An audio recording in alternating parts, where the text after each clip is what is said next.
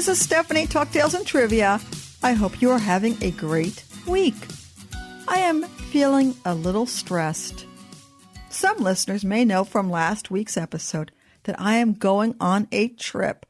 All the things that should be done already? Not so much. I have become complacent, putting things off as I often do. I haven't packed, but I think I know what I'm bringing. Not quite sure yet.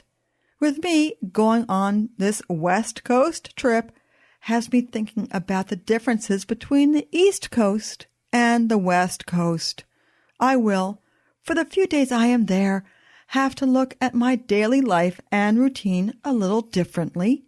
Not that there's anything wrong with that, but it may take some adjusting and somewhat of a quest. To prepare for my trip, I went online to find much-needed information. On the website Quora.com, I found an article that gave me a little insight, entitled, "What are the major cultural differences between the East Coast and the West Coast of the U.S.?" My interest, well, it was piqued, so I read on. The article has comparisons like attitude to life. Apparently, the West Coast is chill, and the East Coast is fast-paced. Agreed. I read on. Walking speed? Well, we find that people in the Northeast walk super fast. That one is really true. Business culture? Well, in the Northeast, being in dressed-up mode is expected versus casual equals cool in Los Angeles or San Francisco. Okay, perhaps that one's true too. Men really do still wear suits and ties in the New York tri-state area when the occasion calls, and the women know how to bring it on. Fashion-wise, there's no doubt. Does dressing business casual really mean the same thing in New York as it does in Los Angeles? Well, with New Yorkers, a khaki pant or dark jean with a button-down or a pleasant sweater if you're a woman, and a sports jacket or blazer would be dress casual. Let's continue. Regarding time. Time. I could do a whole episode on time. In the comments section of this article on the Quora.com website, one reader writes a cute scenario, and this scenario did kind of happen to me. Quote, "Somewhere on the West Coast, two people have a friendly exchange and agree to meet and do activity A on such and such date at 6 p.m. The East Coast person will show up 15 minutes early and start to get concerned when the other person from the West Coast isn't there by 5:55 p.m.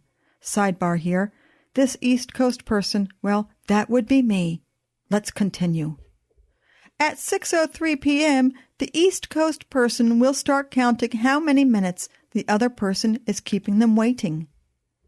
Sometime between 6:10 and 6:20 p.m., they'll get a text from the West Coast person. "Sorry, I can't make it. Something came up. Can we do it another time?" Yes, the East Coast person will seethe about this for days, weeks, and even years. Later, perhaps decades later, and mainly because the East Coast person, me, will never forget it. This comes up quite often as a useful conversation starter at parties and gatherings. Yes, it will come up in conversation quite often, and the person from the East Coast, who is me, will cite this very incident as an example of how frustrating it is to deal with people in California. Frustrating, perhaps. But as I tell the story, I comment, this is typical because of the California laid-back vibe. Doesn't everybody know that? Most New Yorkers work around it. But being from the uptight East Coast, I only wish I had a little California laid-back vibe. That would be so nice. It would be freeing and very liberating to take things in stride and not get upset when things don't go as planned. On the website studybreaks.com, we here at Talk Tales and Trivia find an article that was most likely written by a student who travels. The article is titled East Coast versus West Coast. It's more than likely a writing assignment, but I read on. In this article, it states that, quote, people on the West Coast are actually outdoorsy. Outdoorsy for Easterners means wearing North Face, Timberlands, Patagonia to look like you're outdoorsy.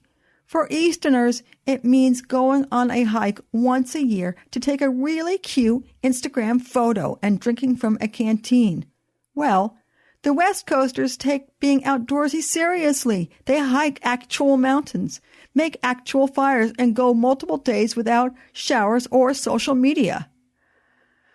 Well, I do say that sounds pretty right, I think. Even if it is a gigantic, huge, enormous generalization. We continue with the article. East Coasters are perpetually in a rush, so morning coffee looks more like a cup of heated tar with a packet of cancer-causing Splenda. It's terrible, but it gets the job done. On the West Coast, coffee making is an art form. You need 10 different machines and an industrial whipped cream dispenser. On the East Coast, everyone is in their own little bubble with their heads down and earphones in. Easterners only partake in human contact when absolutely necessary. Yes, we are robots. We don't talk to anybody if we don't have to, not even family or friends. And we avoid our boss at all costs. Well, yes, we are temperamental, irritable, and aggressive when need be. I'm not saying that all Westerners are California surfers who just want to chill their whole lives, the article continues. But West Coasters definitely enjoy a good conversation with a stranger. Yesterday, we were grabbing lunch at the best pierogi place. I have no clue what that is, by the way, to ever exist, and we joined in singing in the radio music. On the East Coast, someone would have told us to shut up. But on the West Coast, people join in. The warm environment almost makes up for the crappy weather. Well, I'll be honest with you. When all is said and done, everything I found online, well, I already knew or suspected, of course. For this trip, I will probably pack 2 sets of clothing. One for cool weather and one for warm weather. Now, that is something an Easterner would do. Something a New Yorker would do. After all, you never know. The weather may change overnight, as my mother would say. I don't want to take a chance. But wait, hang on. Wait. I want to say this unscripted, so there's no complications here. I am actually very sure that at this conference in California, I am not going to be outside for more than 15 minutes. Why am I reading this? This is a conference I'll be at, a business-type conference that dictates focus and alertness. Does anybody realize that, research team here at Talk Tales and Trivia? Why am I so concerned? Overly concerned. I have nothing to be concerned about here. This just takes me back to a trip I made to Minnesota a couple of years ago. It was in October of 2011. I remember it as though it were yesterday. Karen from California brought everything she needed for a week in a backpack. 1 pair of jeans, 4 shirts, a sweater, and the 1 pair of shoes, which of course she was wearing. Could I be like Karen from California? Maybe. Do I want to be like Karen in that respect? It sure sounds easier. This just leaves me with more questions. If you are an avid traveler or want to help me with a few tips or tricks about traveling of any kind, because I will be going on more trips, or just want to wish me a good trip, you can always email me at talktalesandtrivia@gmail.com, or better yet, go to the show notes to leave a voice message with SpeakPipe. Please? You'd be the first one. Now it's time for Talk Tales and Trivia's Rants or Raves with Stephanie. This week I have a beautiful rave. A rave that I want all the listeners of Talk Tales and Trivia to know I appreciate all of my listeners, the listeners of the show that keep tuning in every week, the new listeners that are tuning in for the first time. Thank you.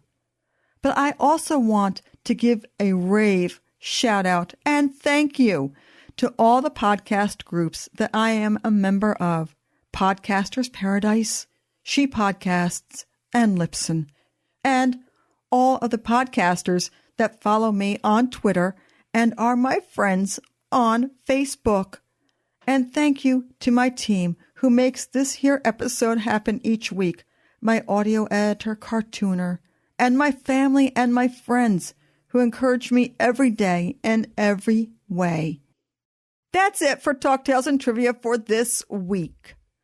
Go to talktalesandtrivia.com to read the show notes for this here episode and to listen to past episodes and read our blog posts. Try a 30-day trial of audible.com by going to audibletrial.com/talktalesandtrivia.